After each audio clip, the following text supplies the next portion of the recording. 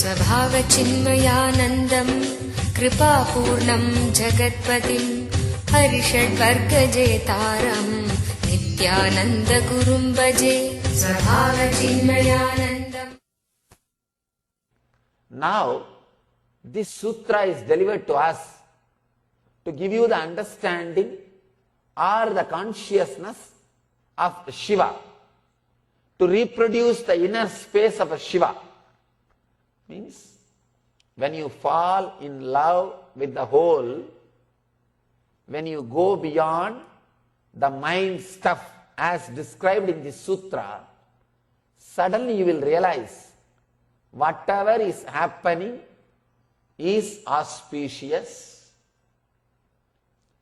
Suddenly you will fall in love with the whole.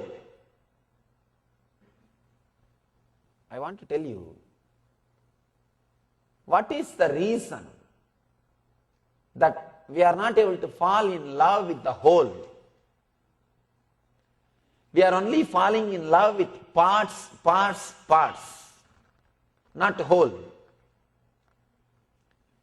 Why we are not able to experience the samaschitta, which is described in the sutra? The samaschitta, or feeling connected to whole, feeling everything is one and the same. Ramakrishna says, when I became enlightened, I saw everything, including my body, as divine. Everything is divine. Why we are not able to feel that? Why we are not able to feel connected to it? When you fall in love, when you fall in tune, even matter becomes life. Matter comes alive. In Ramakrishna's life, if you see some stories, you will be surprised. Stone speaking to him and doing what he wants. You can't even call that as a stone. You can't call that as a stone. When it responds to you physically, how will you call that as a stone? We have thousands of stories, murtis directly relating with the devotees. There's a beautiful story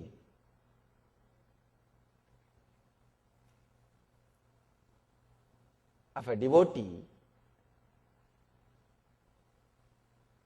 happened in South India, a place called Kanchipuram. That story happened in a Vishnu temple. That Vishnu's name is the Vishnu who obeyed the devotee's order. The story, let me narrate the story, then you will understand. There was a devotee. For some reason, king was disturbed by the devotee's activity. He told that devotee to leave the city. Just get out of my kingdom. The devotee said, all right. He went to the temple where he used to pray, and he said, Lord, I am going because king has told me. Please bless me. I feel that you will be always with me. I am going. If you can, please come with me. And he started walking. The devotee started walking. Story says, very difficult to believe. Story says, the Vishnu also got up from his bed and started walking with him. Understand?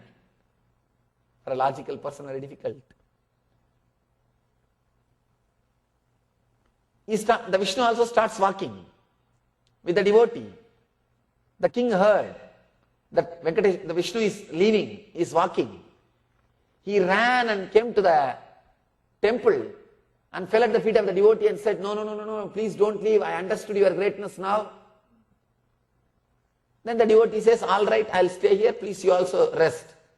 And the story says, Vishnu went back and again started resting. And the murti, still the murti is there, as if he is trying to get up. He is trying to get up. Very difficult to believe. But if it is one or two places, you can avoid. This is like a story. I can say every village in India carries like this at least 10 stories. At least 10 stories. Every village of India will have at least 10 stories. If you are born and brought up in India, go to your village, you will have at least 10 stories like this. In every village. You can't brush all these things in the name of stories. No. You can't brush all of them. If it is one or two, you can say. You can't brush all of them. There is something more than story. There is something much more than to just a story, part of it.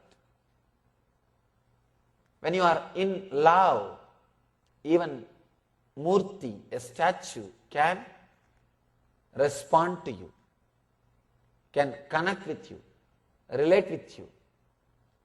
When you are in love, you will feel whatever is happening is auspicious. Whatever is happening is Mangala. Why we are not able to feel connected to the whole? Why we are able to feel connected to particular person or particular object? Why not to the whole?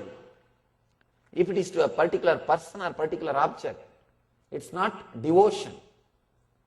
Devotion will be something like to the whole. Why we are not able to feel? Because of the chitta, emotional memory, emotional connection to only few forms. All your emotion, you understand? You have enough emotion to love, to radiate, to be loving, to be caring at this moment. You have enough love. Love is like energy. You have enough energy to love everything in this moment. But that energy is used with all the memories, the emotional attachment with the past memories. It's like you have a certain amount of inner space. If you understand this example of your hardware, your computer hardware can store some material. It can catch some memory and store. If your hardware is filled with too many high resolution pictures, not only it will crash, you won't be able to use it at this moment. Your chitta is just like a hardware. Too many high resolution pictures means your emotional attachment to too many things. That is why your whole emotion is taken away by the past memories, your chitta. You are not able to radiate that love to the present moment. You don't have enough energy because all your emotion and energy is taken away by the past incidents or the people who are in your memory, either as attachment or anger or as guilt. Your whole energy, inner space is occupied. If your inner space is occupied by the chitta, too many high resolution picture, you will not be able to directly open, feel connected, fall in love with the whole at this moment. That is why Shiva says, put the mind stuff in such inexpressible, put the mind stuff, chitta, completely away and enter into your being, heart. Now you will feel everything happening around you is auspicious. Understand? All your fear, all your greed, all your guilt, all these things are just because your emotions, your energy taken away by the past memory. your inner space is occupied by too many high resolution pictures. Those high resolution pictures are again and again popping up in your inner space. That is why you are not able to completely relate with the present moment, with the pure consciousness, with the pure energy, with the pure being in the present moment, in this present experience, with this present truth. Anybody whose inner space is not filled with high resolution pictures, like too many emotional attachments, will be able to feel connected to anything. You will feel connected to anything you are in, wherever you are put.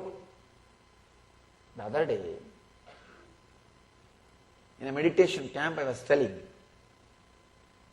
try to relate with people without asking about their past identity or telling about your past identity.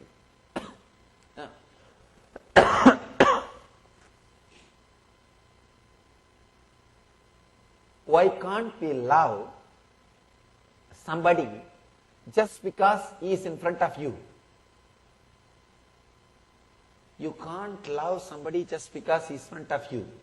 You need to know his track record. Why do you ask his identity? Just you want to know about his past. If he says, I am a doctor, in 2 seconds you make a big calculation. Oh, then let me make a relationship. Sometime it will be useful. To share a smile, to share, open your being, to open up, you need to know about his track record. Why? Because all your emotion, all your inner space is occupied by the chitta, emotional memories, high resolution pictures. You can't relate, love people just because they are there. You can relate only based on their past, based on their career, based on the what I will achieve through this relationship. A person who can't love is filled with chitta because his whole inner space is occupied by the ideas who should be loved and who should not be loved, and how you should love, and the whole ideas. The high resolution pictures are there. When you say you are a doctor, immediately connects. Oh, doctor means nice, important thing. All his experiences, his high resolution pictures come up. This kind of people worthy of relationship. Start the relationship. This kind of people, no, they are not worthy. Reject. You are not able to fall in love or fall in tune with the whole because too much of chitta in your inner space, too many high resolution pictures in your hardware, in your hard drive, too many things in your inner space, in high speed, the logical calculations happening. Understand? If you understand these 4 or 5 steps, I'll give the essence of whatever I was trying to tell you. Your inner space is filled with too many things related to past. Your chitta is filled with too many high resolution pictures, like your hard drive. Because of that, the whole space is not available to the present moment, and you can love or feel connected only to the people or objects which falls in tune with your past memories, or which you loved or had benefit from the past memories. Based on the track record, only you can love, or open up. Because of this, you can't completely open your being to the present moment as it is. When you don't know how to open your being, you can't feel whatever is happening is auspicious. If you can come out of the chitta, the high resolution pictures, as Shiva says, suddenly you will see you have too much of inner space available to you. You can directly open up to anybody who is in front of you without asking their track record, without asking about their past. You will be able to fall in love, feel connected to the whole just by being in that moment for no reason. You don't have to be a Hindu to feel connected to this structure. You don't have to be a Muslim to feel connected to a mosque. You don't have to be a Christian to feel connected to a church. As on now, you will feel connected to this structure only if you have sympathy towards the ideology. Means track record before opening up. But a person who doesn't have chitta just opens up, feel connected to anything. Many times people ask me, Swamiji, you are traveling all over the world. How long it takes to settle down for you in one place? Because this settling down, feeling comfortable with a place where you are staying. I said, settling down? What do you mean by that? I don't even know that word. Wherever I go, I just completely settle down. Over.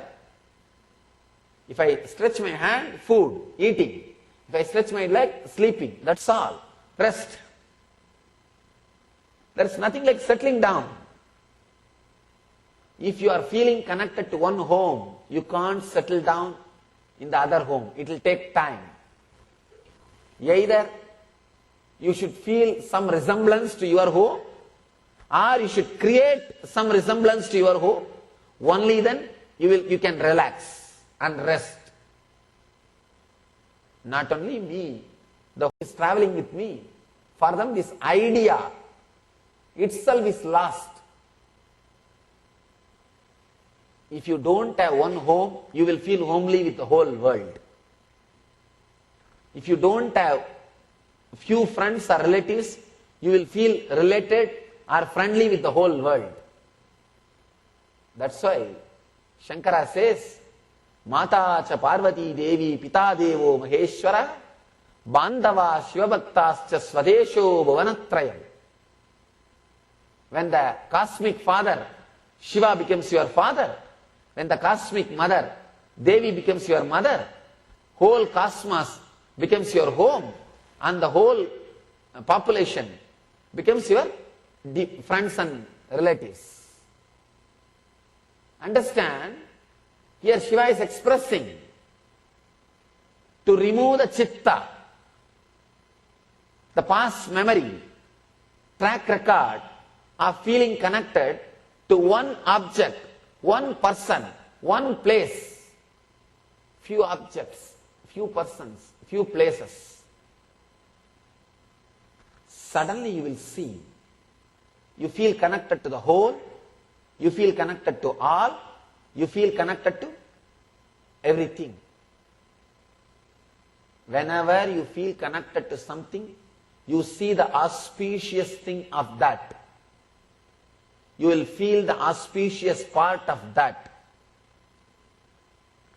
To tell you honestly, when I felt connected, sympathetic towards the Western culture only, I understood all those auspicious things done by them. All those auspicious things in their tradition, in their lifestyle, in their culture. As long as you don't feel connected, you won't see the auspicious things in that culture, in that tradition. Only when I had the sympathy, to be a little silent and look. I understood, yes. There is so many auspicious things. So many auspicious things happening. One more thing. If you feel connected to something openly, honestly, your inner space will be filled so much with the auspicious things. Even if there is something bad, you will not have inner space to sit and calculate. The other day, one of our devotees came and complained to me, Swamiji, we called 2-3 TVs to come and cover the Kumbhabhishekam, consecration ceremony of our temple. But those guys are concentrating only on bad news, whatever is happening in the society. That is the hot news for them. They are not interested in your meditation or temple inauguration. They are saying very clearly. See, we are too busy in publicizing the hot news. They are not interested in it. Who is interested in something good? No. Their inner space or their time is too much filled with bad things. So they straight away say, no, please don't mind. We are telling you honestly. We can go, we are too busy with other kind of news. We can't spend so much time on this kind of news. If you feel connected, fall in love, you will become too busy for negative news. You will radiate, relay, connect only with positive news. If you are too busy with negative news, you can't have positive things. If you are too busy with positive things, you can't have negative things. Your inner space can grasp whatever is happening as auspicious or whatever is happening as negative. It's your freedom. It's your freedom.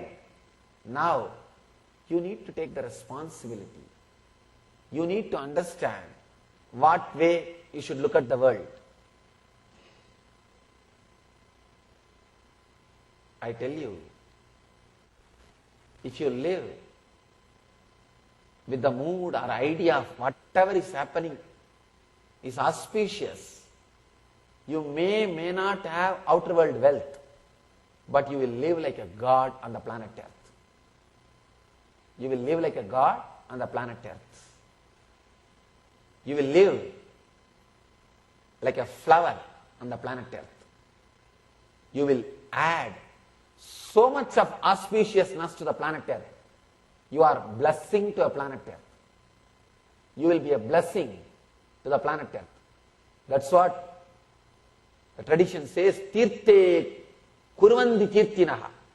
They create tirthas by their presence. They create pilgrimage center by their presence.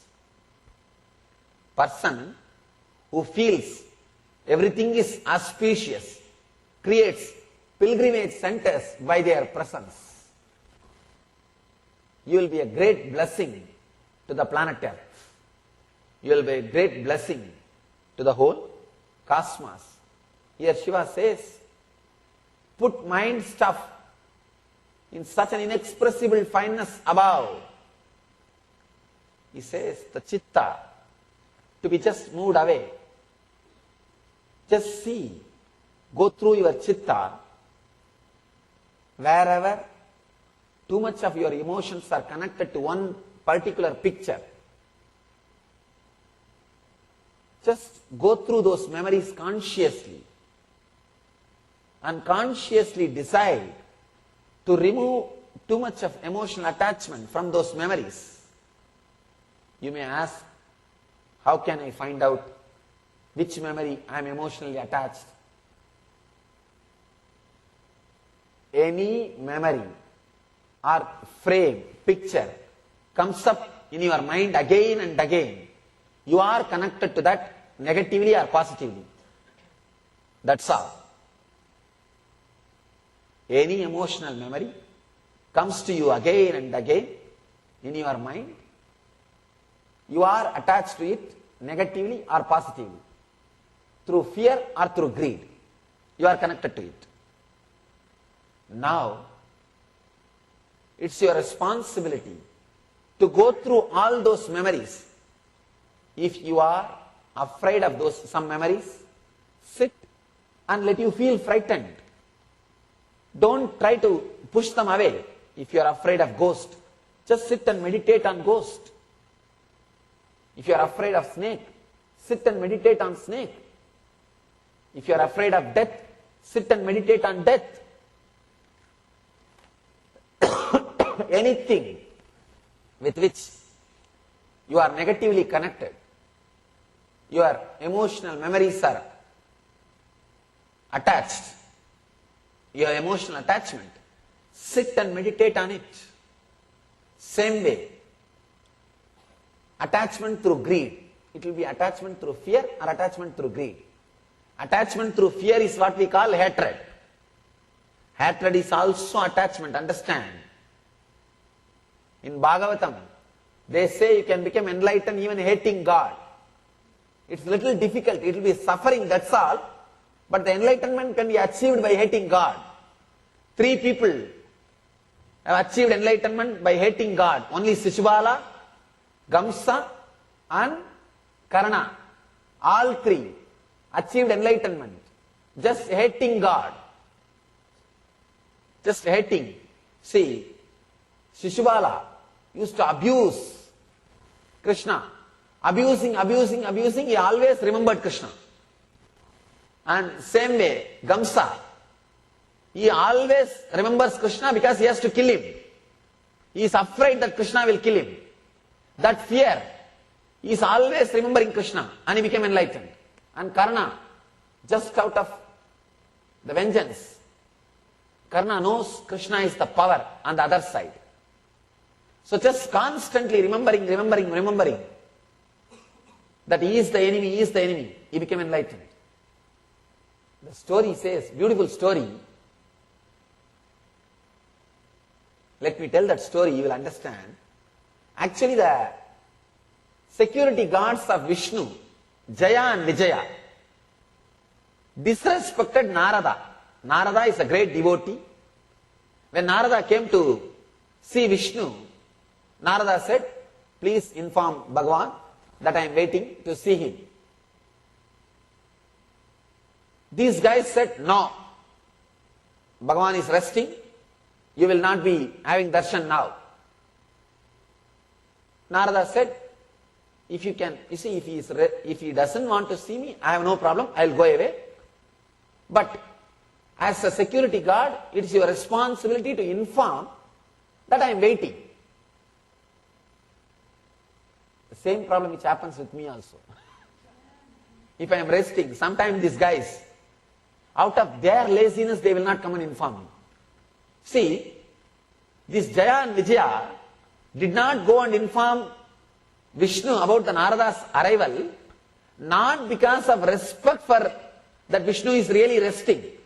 They just do not want to respect this Narada. They said, this guy is such a small rishi, leave it.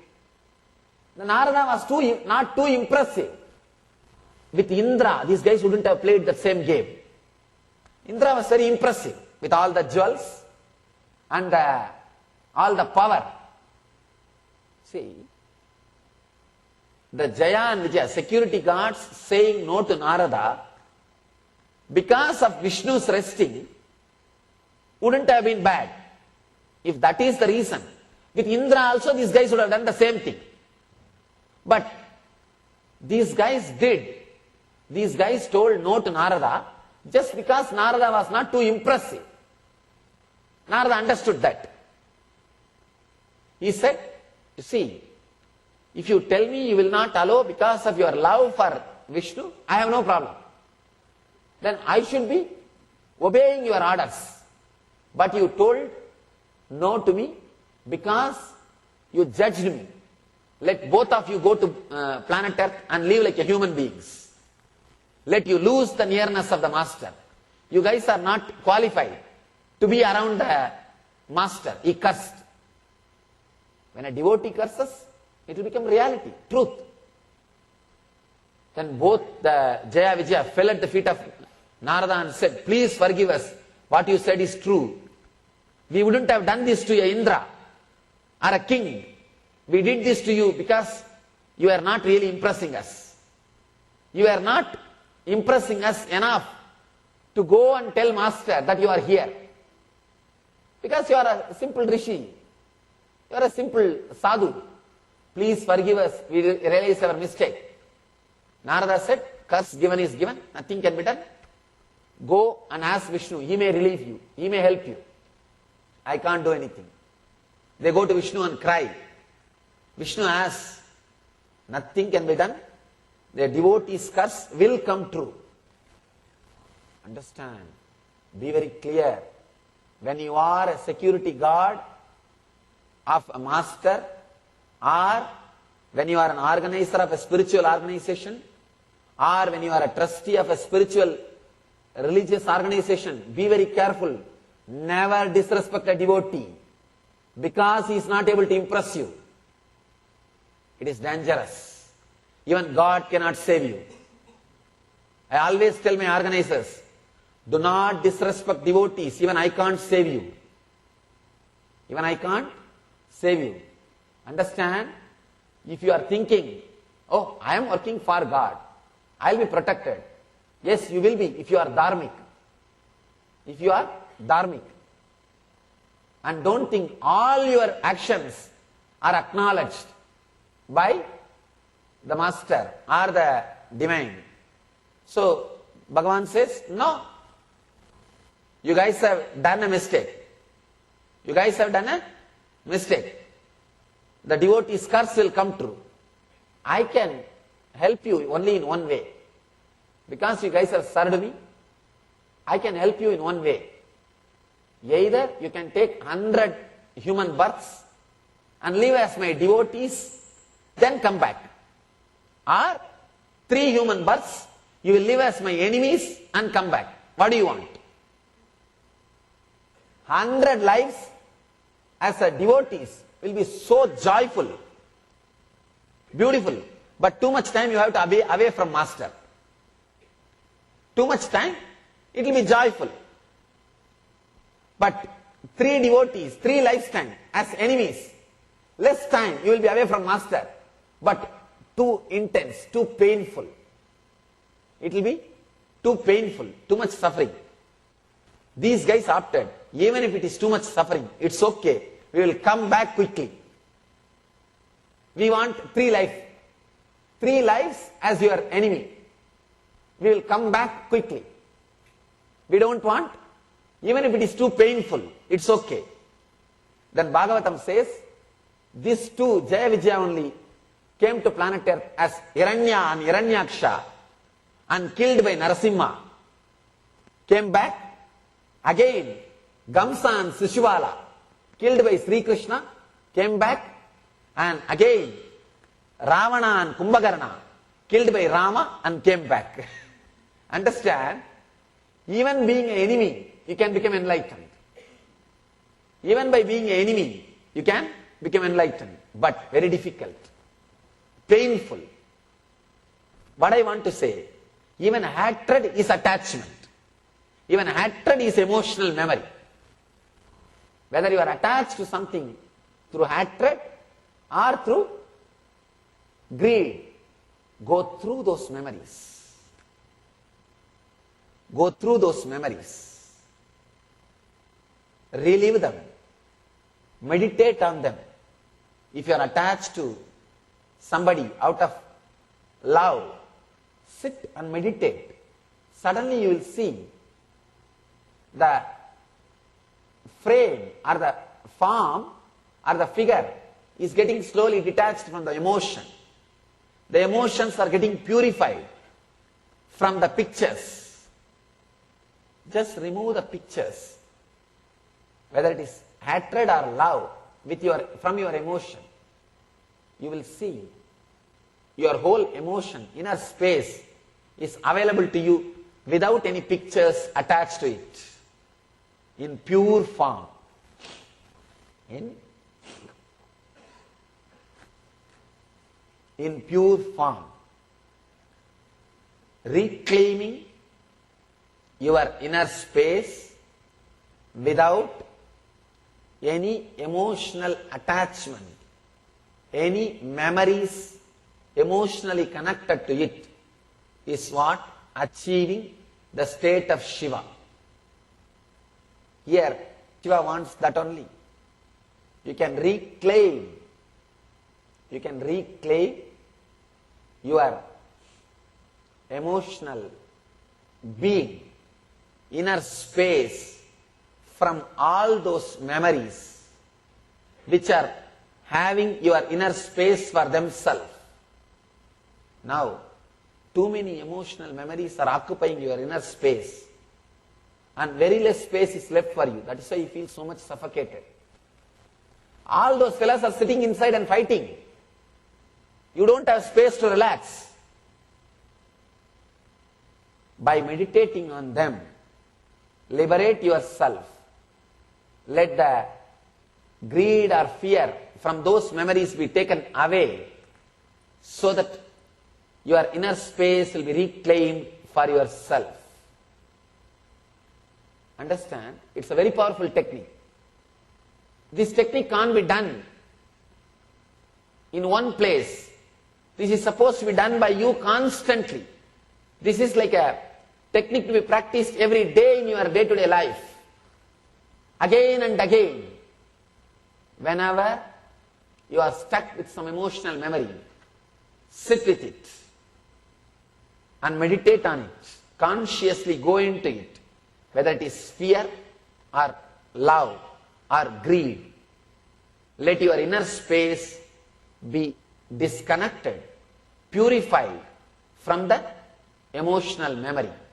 Till then, meditate on it. Go into it. When you reclaim your inner space is experiencing Shiva's inner space. You will be able to fall in love with the whole. You will be able to move towards the heart. Instead of just talking, listening, if you practice it few times, you will see the truth. You will see the experience of Shiva's inner space. Let you all experience the Shiva's inner space, the eternal bliss, Nityananda. Thank you. Shivoham, Shivoham, Shivasvarupam. Has given birth to great Paramahamsas, mystics, saints and divine avatars who have consistently delivered this world from darkness to light. One such enlightened master, exuding divine grace, overwhelming compassion and unfathomable spiritual knowledge, all at a very young age, is Paramahamsa Nityananda. कोटि सूर्य स्वरूपिणं आनन्दगन्ध ईश्वरं भक्त हृदय निवासिनं नित्यानन्दं नमोस्तुते कोटि सूर्य स्वरूपिणं आनन्दगन्ध ईश्वरं भक्त हृदय निवासिनं नित्यानन्दं नमोस्तुते.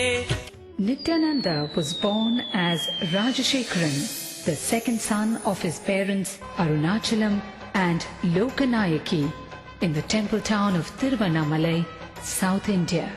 10 days after he was born, the family astrologer predicted that Rajashekharan would grow up to become a Raja Sannyasi and guide the world, something his parents were not happy to hear.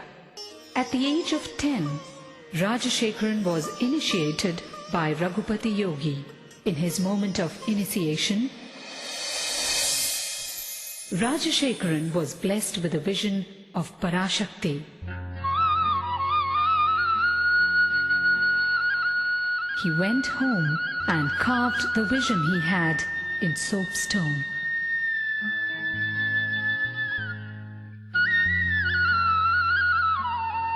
One day, Rajashekharan was found etching a complex shape on a copper foil. It was the sacred Shri Chakra. The Shri Chakra is believed to be a diagrammatic representation of the cosmos. Sri Ramana Maharishi, Sri Ramakrishna Paramahamsa and Sharada Devi were sources of inspiration for young Rajashekharan. At the age of 12, on the sacred day of Buddha Purnima, Rajashekharan had an intense encounter with the divine, an out-of-body experience that was to change the course of his life.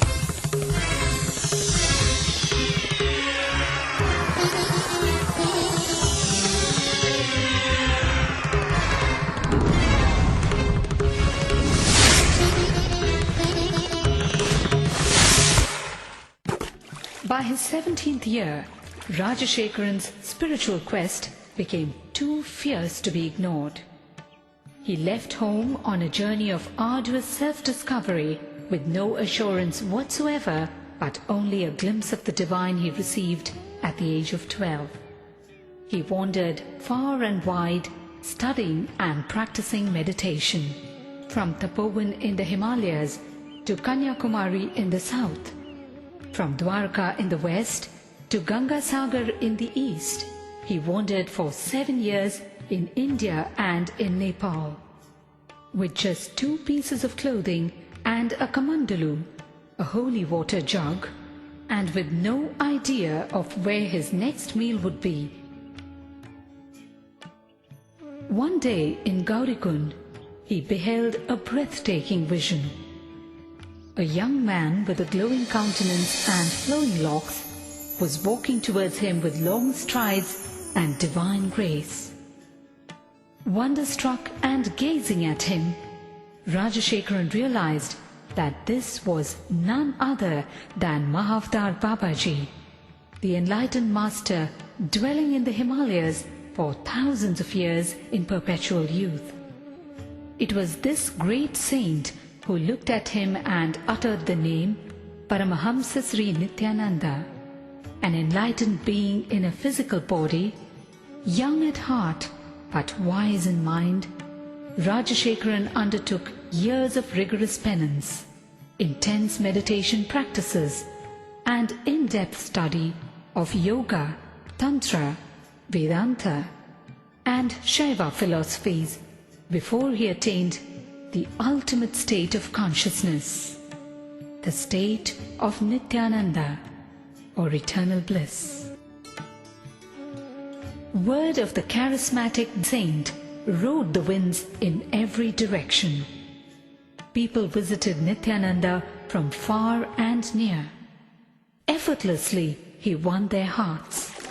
The time had come, and Nityananda was ready to execute the real purpose of his divine birth, the purpose as a guru, as a master to the entire humanity. Life Bliss Foundation is his worldwide movement to spread his message of meditation and inner bliss.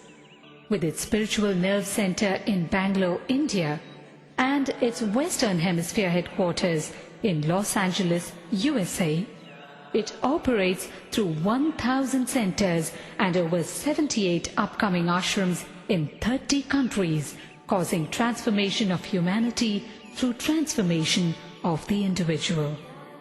How does one describe this great master? The charm of a child, the healing hands of a doctor, the compassion of a mother, the wisdom of a guru. To those who struggle under the many burdens of life, his presence itself is the answer they seek. In his arms, thousands find refuge, the ailing, the needy, and the seekers of God. The Master is an invitation to a journey inwards.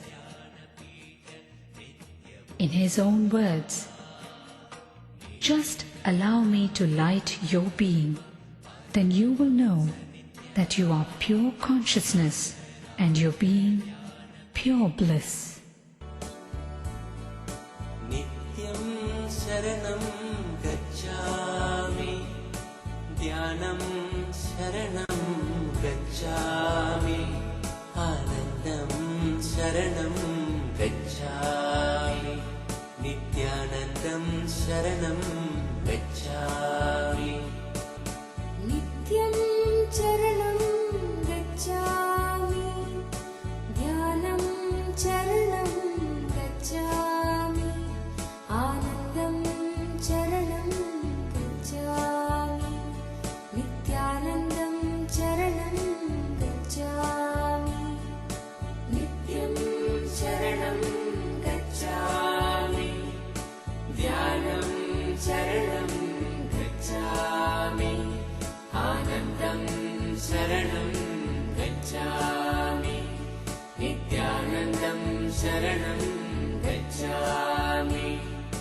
नित्यं शरणं गच्छामि ध्यानं शरणं गच्छामि